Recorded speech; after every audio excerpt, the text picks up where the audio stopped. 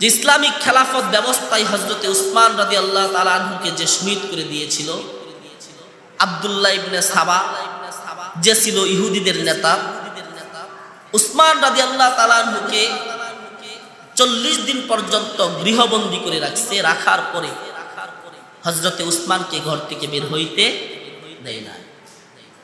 এমনকি উসমান রাদিয়াল্লাহু তাআলা আনহুর নিজের টাকার কেনা যে কুয়া ছিল, ওই কূপ থেকে এক ফোঁটা পানি এনে খাইতেও ওই ইহুদির গোষ্ঠী দেয় না।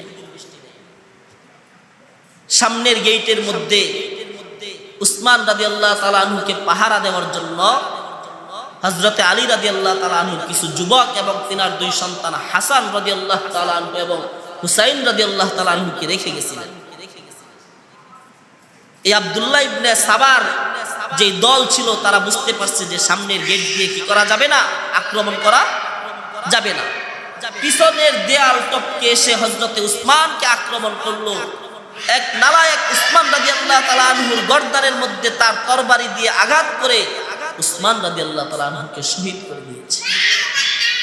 হযরতে উসমান রাদিয়াল্লাহু তাআলা আনহু গর্দান থেকে রক্তের ছিটান, উসমান যখন কুরআন পড়তেছিলেন ওই অবস্থায় শহীদ হয়েছিলেন। রক্তের ফুটা গিয়ে সূরা বাকারার 137 নম্বর আয়াতের উপরে পড়েছিল, যার অর্থ হলো যে আল্লাহ তাআলা তাদের জন্য যথেষ্ট। উসমান রাদিয়াল্লাহু তাআলা আনহু শাহাদাত হয়ে যাওয়ার পর এবার আব্দুল্লাহ ইবনে সাবা মনে মনে চিন্তা করতে লাগলো, এই মুহূর্তে যদি আমরা নতুন কাউকে খেলাফতে বসাই তাহলে সর্বপ্রথম যে বিচার করবে তা হলো উসমান হত্যার বিচার।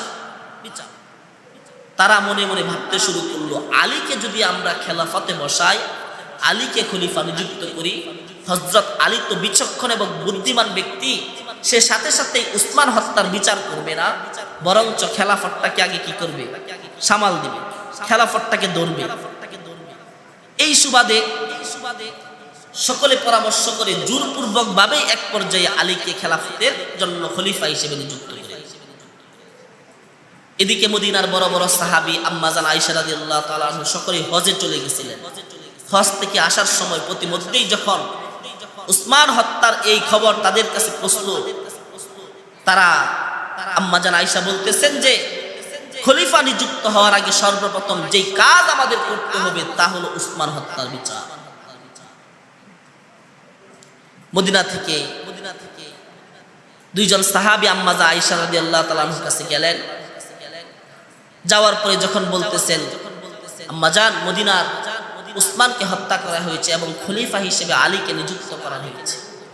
আম্মা জান আয়েশার সাথে সাথে জানতে চাইলেন এই উসমান হত্যার মূল ঘটনা কোথা থেকে শুরু হয়েছে। বলে মূল ঘটনা শুরু হয়েছে সেই কুফা থেকে। চলো কুফায় চলো। আম্মা জান আয়েশা কুফায় চলে গেলেন। এদিকে মদিনা থেকে হযরতে আলী রাদিয়াল্লাহু তাআলা আনহু আম্মা জান আয়েশার সাথে দেখা করার জন্য কুফা গেলেন। কুফা যাওয়ার সাথে সাথে আম্মা জান আয়েশার সাথে সাক্ষাৎ করলেন। আমিরে মুয়াবিয়া সেই শাম দেশ থেকে এখানে আসলেন। ফায়সালা হলো যে আলী রাদিয়াল্লাহু তাআলা আনহুকে ফায়সালা দিয়ে বলতেছে, আপনি যাবেন, যাওয়ার পরে যেই কাজ করবেন সর্বপ্রথম যে আপনি উসমানকে যারা হত্যা করেছে তাদের বিচার করবেন। তাদের বিচার হওয়ার পর আমরা সকলেই একত্রিত হয়ে আপনার কাছে বায়াত গ্রহণ করে আপনাকে খলিফা হিসেবে মেনে নেব।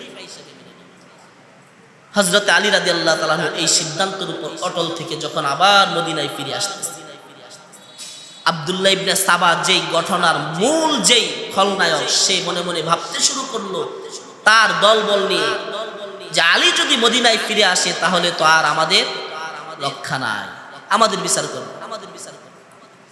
আব্দুল্লাহ ইবনে সাবা রাতের বেলা তার দলবল নিয়ে হযরতে আম্মা জান আয়েশা রাদিয়াল্লাহু তাআলা আনহার যেই তাবু ছিল সেখানে এবং আমিরে মুয়াবিয়ার তাবুর মধ্যে তার দলবল নিয়ে আক্রমণ করল। এবার সহজ ভাষায় বুঝেন, আলী রাদিয়াল্লাহু তাআলা আনহু খলিফা ছিল, আর কুফা যাওয়ার পরে ফায়সালা হলো যে উসমান হত্যার বিচারের পরে আপনি খলিফা হবেন। রাতের অন্ধকারে শত্রু বাহিনী আক্রমণ করলো আব্দুল্লাহ ইবনে সাবার দল। সহজ ভাষায় তো এটা আমিরে মুয়াবিয়া এবং আম্মা জান আয়েশা বুঝতেছে যে আমাদের উপর আক্রমণ কে করছে, আলী করেছে। সাথে সাথে সকালবেলা হযরতে আলী রাদিয়াল্লাহু তাআলা আনহু এবং এদিকে আমিরে মুয়াবিয়া এবং আম্মাজান আয়েশা, এই মুসলমানদের মধ্যে এক যুদ্ধ বেজে গেল, যেই যুদ্ধের নাম ছিল জঙ্গে জামাল। জামাল অর্থ হচ্ছে উট। আম্মাজান আয়েশা রাদিয়াল্লাহু তাআলা আনহুর নেতৃত্বে এই যুদ্ধ হয়েছিল। আম্মাজান আয়েশা উটের উপর বসে নেতৃত্ব দিয়েছিল, এজন্য এই যুদ্ধের নাম হয়েছিল জঙ্গে জামাল। হযরতে আলী রাদিয়াল্লাহু তাআলা আনহু দেখতেছে যে এই যুদ্ধের মধ্যে মুসলমানের হাতে মানে ব্যাপক আকারে হত্যা হচ্ছে। যুদ্ধের যেই মূল লিডার ছিল আম্মাজান আয়েশা রাদিয়াল্লাহু তাআলা আনহা, আলী রাদিয়াল্লাহু তাআলা আনহা, তিনার হাতের একটা তীর আম্মাজান আয়েশার যে উট ছিল উটের পায়ের মধ্যে মারছে, সাথে সাথে উট পড়ে গেছে, আম্মাজান আয়েশা বসে গেছে। তো তারা বুঝতে পারছে যে আমাদের দলের যে মূল যে নেতা তিনি যখন বসে গেছে, তার মানে যুদ্ধের মধ্যে পরাজয় হয়ে গেছে।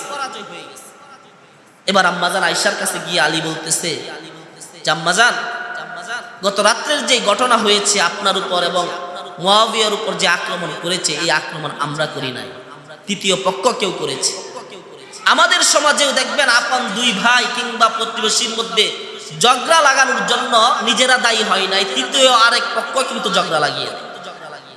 ইসলামের মধ্যেও কিন্তু খেলাফত ব্যবস্থাকে ধ্বংস করার জন্য তৃতীয় আরেক পক্ষ এভাবে ঝগড়া লাগিয়ে দিয়েছিল ইহুদিরা। এবার আলী রাদিয়াল্লাহু তাআলা আনহু খেলাফতকে মেনে নিল। আলী রাদিয়াল্লাহু তাআলা আনহু মদিনায় চলে গেল।